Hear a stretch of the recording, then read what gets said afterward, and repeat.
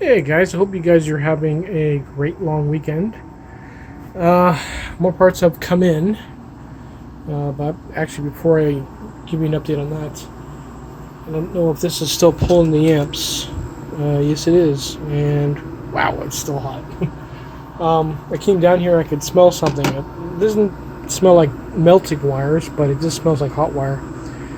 This must be motor wire because it is so soft and hot right now.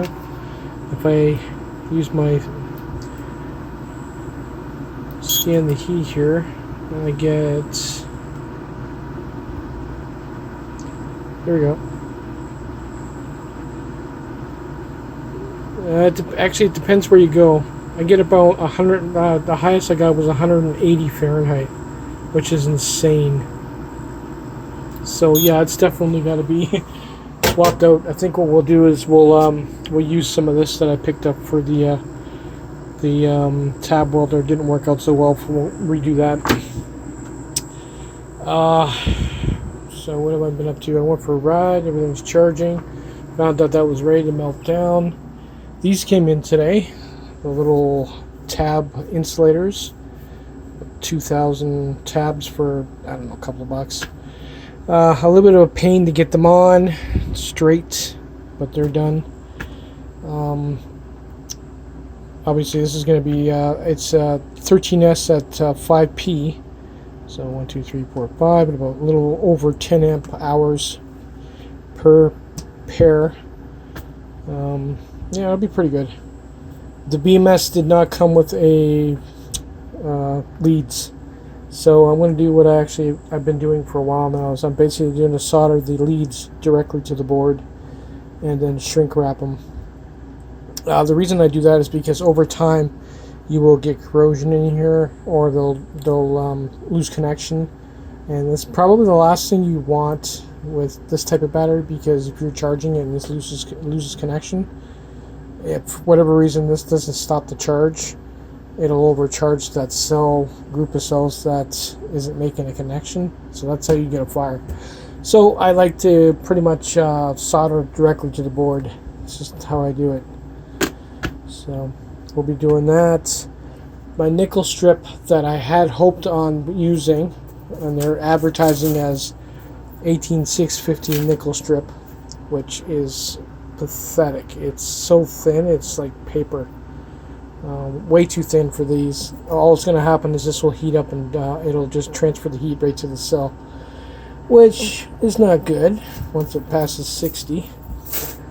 I ordered a roll that you'll have to cut, and it's thicker. That way I can cut it so I can do like P5 or 5S. I'll cut a piece that goes here, cut a piece that'll go here, and so on. It'd be easier than doing every little tiny cell all over the place. It'd be crazy. We'll see how it goes, but that should be in tomorrow, and we'll get started with that. I think the only thing I'm going to be doing tonight is fixing my charger before that flames out. That's up and running. I can't say enough about those leads. They work great. I think one of the reasons why I did have that little fire yesterday is because these, it's just, it kills me. They save a buck by making these as short as they possibly can. They could have put them out to here. There's no reason why they're so short. When you're working on something, you gotta be right over top of it, because if you're not, then you get what I got, where I missed the tab of the battery, and I basically tab welded the nickel strip to the nickel strip that was in between both cells, and that's why when it basically, the minute I pushed down on it, it melted the insulator and shorted the battery for a split second. That's when the flame came out. But that wouldn't have happened if I had these, because I could see what I'm doing. So that's stupid when it comes to these things. And that, and the fuse issue. The thing draws so many amps, it blows fuses. That's hilarious. So that's about as far as I've gotten so far, guys. Like I said, tomorrow nickel strip's coming in. I'm hoping to get this done tonight, and then by tomorrow we'll start start plopping it together. Okay, let's get this done and over with before we have a fire. I noticed that before I came down and I could smell something burning, but I couldn't find what the source was.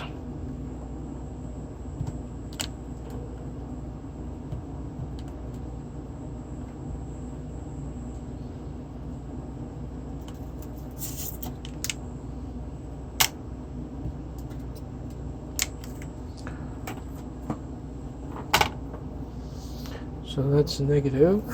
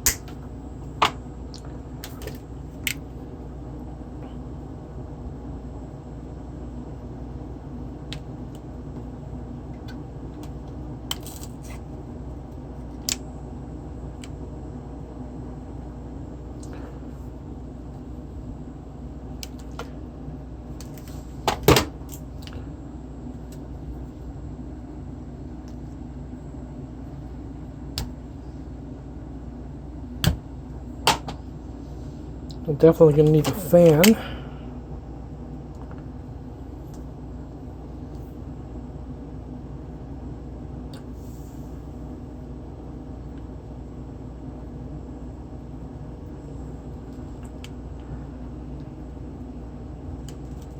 Oops. I was hoping I could do that without melting the whole damn thing. Obviously I can't.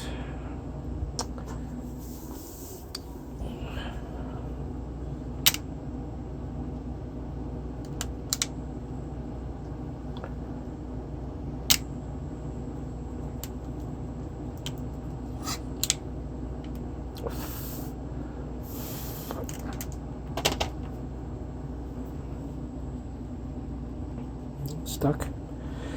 Let's get the other one off there. Well, actually, so we don't mix this up, let's stick it in here. I wouldn't want to reverse it and go to plug everything in and then I blow it up. If I did that, I would still share it with you guys because you guys dig me blowing stuff up apparently. So.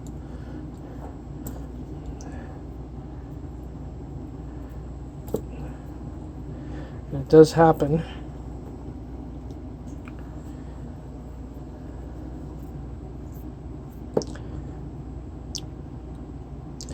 Now what I should really do is I should butter this up as well. This connector here. That way, when I tighten it down, it doesn't squash.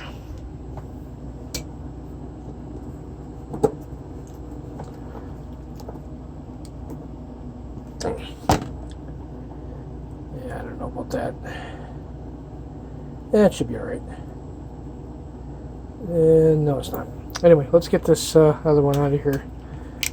We'll worry about that later.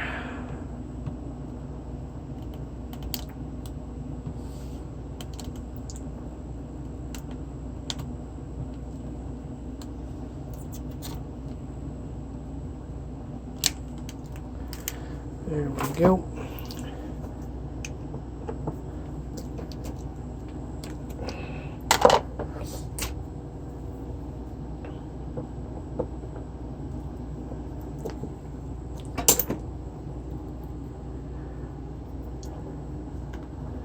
So this wire held up pretty good. Got to read up on it what it is. 105 Celsius It doesn't say what type it is. It's just motor wire, I guess. It held up. It didn't melt down. It should have.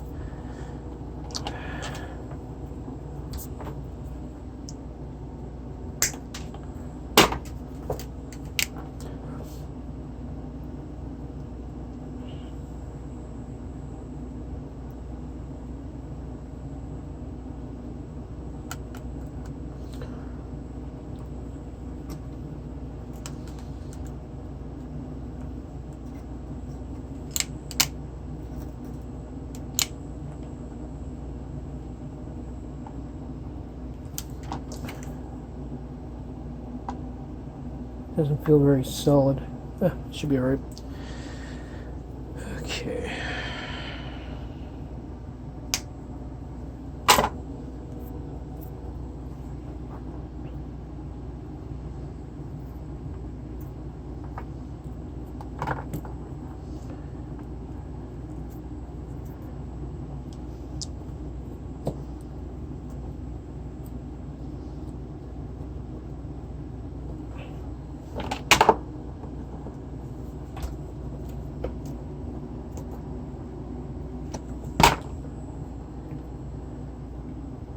Oh yeah, that's good. Doesn't get better than that.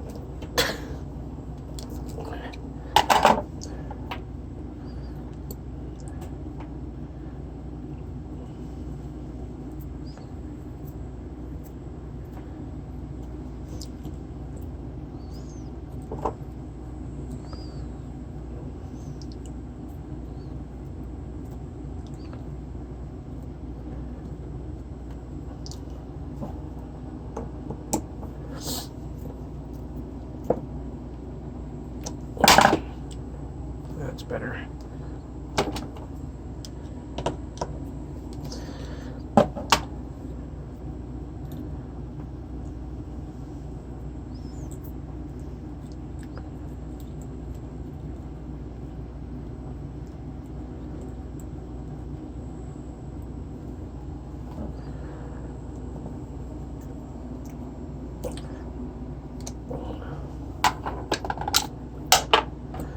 All right, let's try it.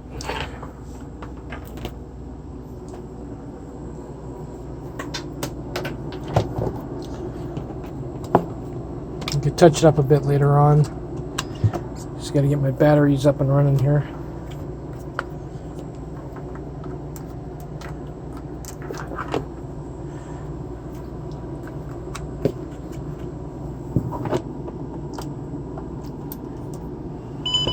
Go.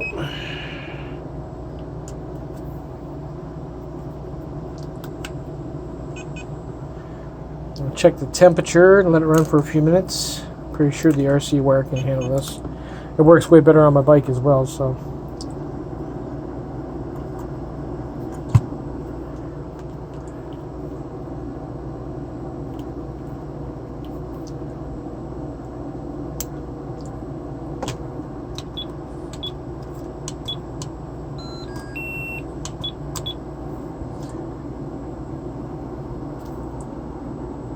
Got a ways to go. Well, let's see what it does. I think that did it. It gets mildly warm.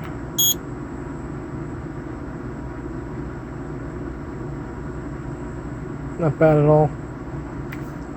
It's mildly warm to the touch. So it's much neater as well. So I like that. This is I got that out of a old stove as well. This is ceramic. This would be where the main well, this main wire here that comes off and plugs into the wall, and then would come off and go into that, and then off into the rest of the stove. So this can take a lot of amps, and like I said, it's not plastic, it's ceramic. That's why I kept it for this. I've actually had up to 4 chargers on it at the same time. So cool, that's done. Like I said, I'm not gonna do much else until the nickel strip comes in, and then we'll tackle this. I'll probably end up doing this tomorrow. I don't have the energy to do it tonight, but I'll see you in the next one, and hopefully we can actually get this thing up and running. And hopefully my charger comes in by the 30th, and I can do some runs on it. Oh, what I was gonna say is I'm probably the way I'm gonna wire this up with this battery here is the one hub motor on the bike is 48 volts. So what I'm gonna do is I'm gonna wire it so when you plug this one in, it just powers that one hub motor, and when you plug the other two in, it powers both motors. That way this isn't overloaded. Like, I don't want to put more than 500 watts through this. I hadn't planned on it. But 1200 watts through this one little battery is probably not a good idea. I mean, this thing here, it says 90 amps max, 45 amp. But that's, 45 amps. That'd be like generating a lot of heat in that pack. So at the most, I'm going to be drawing 20, if that. So anyway, I'll see you in the next one, and hopefully some more stuff comes in the next couple of days. Later, guys.